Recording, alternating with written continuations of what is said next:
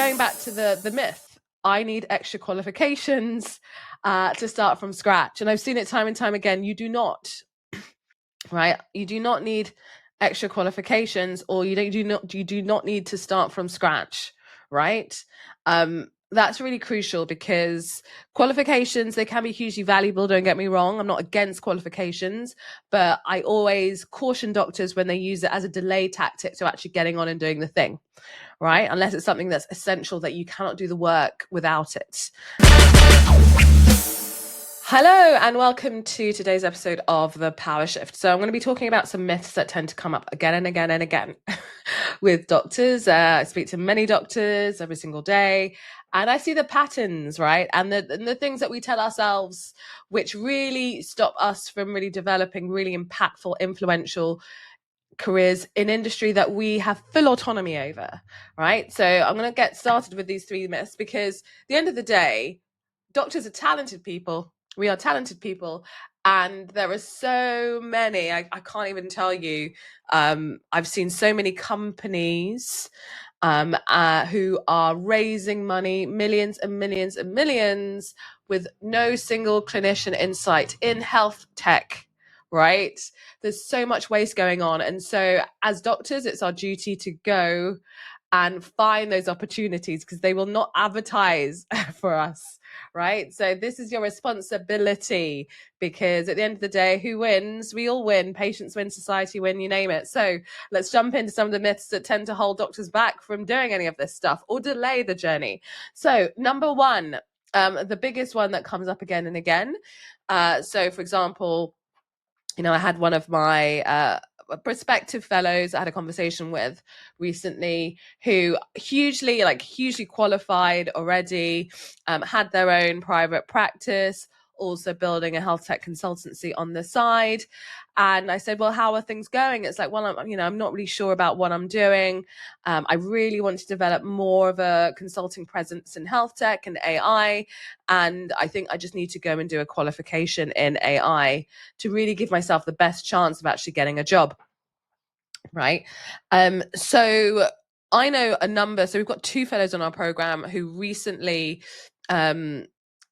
went down this path. So one occupational health physician actually on the program for probably about 6 months, until they actually ended up randomly, and I say randomly because it wasn't their initial intention, getting a directorship, clinical director role in an AI company.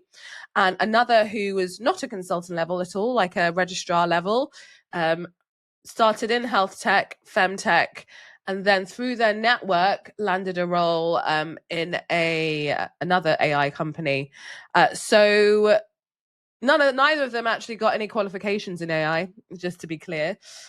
So going back to the myth, I need extra qualifications to start from scratch. And I've seen it time and time again. You do not, right? You do not need extra qualifications, or you do not need to start from scratch, right?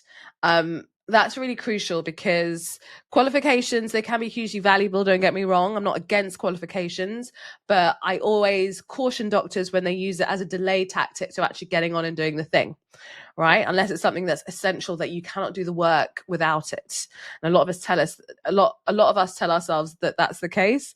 But in these two cases, and these aren't the only, I've seen countless now, it's really important to say, like, what can you offer to these companies on a unique level beyond being a doctor? Not just the problem solving, not just the communication, but actually what can you as an individual bring? And your network. It's a network that will get you into these opportunities, which most of them will never be advertised. So don't tell yourself that you need a qualification to actually make the next move. Explore, apply, network, and you would surprise yourself, because the problem is with the qualifications is it can delay that journey. They can complement, absolutely, but they can also delay. So do your due diligence on that side. So the second one is, we always talk about how difficult clinical is, and we're all burnt out, and et cetera, and working in industry will make things a lot easier, right? In some ways it can, but in other ways it can also be extremely challenging. and a bit of an emotional roller coaster. It really depends on what your preferences are, what you thrive in, what environments you thrive in, what you find really stressful. And so this is why it's important in that journey to start the beginning of your journey with clarity. Right? It's really important to start the beginning of your journey with your own clarity. And in doing that, you need to really understand yourself, right? Like, industry is not the panacea, right? So I've seen a number of doctors who start their journey, they start applying for jobs, and they can't believe how hard it is, right? How hard it is to get in, because every other doctor is doing it these days. And only relying on advertised jobs is like playing the lottery. Realistically, you could be the best candidate for the job and still not get through, right? So it's really, really important to be clear on what your unique ability is. So what are the unique things that you bring to the table? It's really important to be clear on like what environments you thrive in, what environments do you find most challenging, what do you want to be doing day to day, right? Does that only be a portfolio? Is that a full-time employed? Is that you running a business? Is that you seeing clients? Like, whatever it is, just be super clear on that, because industry is not necessarily easier. And in fact, when I first started my career in industry, coming from occupational medicine, NHS, to occupational medicine private, I literally was like, I'm free. I remember that very clearly, because I was like, I can travel, I can do anything I want anytime of the day, any time of the month. I literally remember I was only doing one clinic a month for a while, and other stuff as well. But it was just great to have that freedom. But what I quickly learned is that unless I put the boundaries in with my time, and like put in holidays, for example, and stopped working at a certain time, then like I would just burn out again, So it, like, one of the great things about being in a structured employed role is that the boundaries are put in there for you, and also you get told what you're paid. But also, it's one of the challenges, if you don't want to have a limit on your earnings, if you really want to control your time, it's really important to learn how to manage time. And so I would say that's like the second part of this point, which is, a lot of doctors feel like, you go in and it's pretty much the same thing. It can be, depending on the size of the organization, like pharma, pretty much like the NHS or healthcare, right? It's big, usually very structured, quite bureaucratic, long time to do things. But if you're in a startup, if you're in your own business, you need to learn very quickly how to time manage, right? So industry is not easier. It has its challenges, but to make the most of it, it's really important to learn about yourself so that you can fit in, or fit yourself in, or create a career around yourself rather than fit yourself into another box. And the third point is, a lot of doctors think, right, I hate my job, gonna go and find another job, and then that's it. It's all done. I see a lot of doctors doing that, and then they end up in a role where it's like a stepping stone type role, but then they don't really know how to move forward through that, because most of them may have gone through like the application, the job route, and they haven't quite yet learned the rules of the game when it comes to developing a really powerful, influential industry career. So it's really important to recognize, when you first start, that is like your entry point role, right?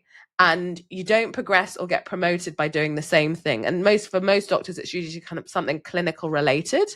A lot of doctors think they don't have any commercial experience. They may not have hands on the ground commercial experience, but you don't need to get an MBA to do that.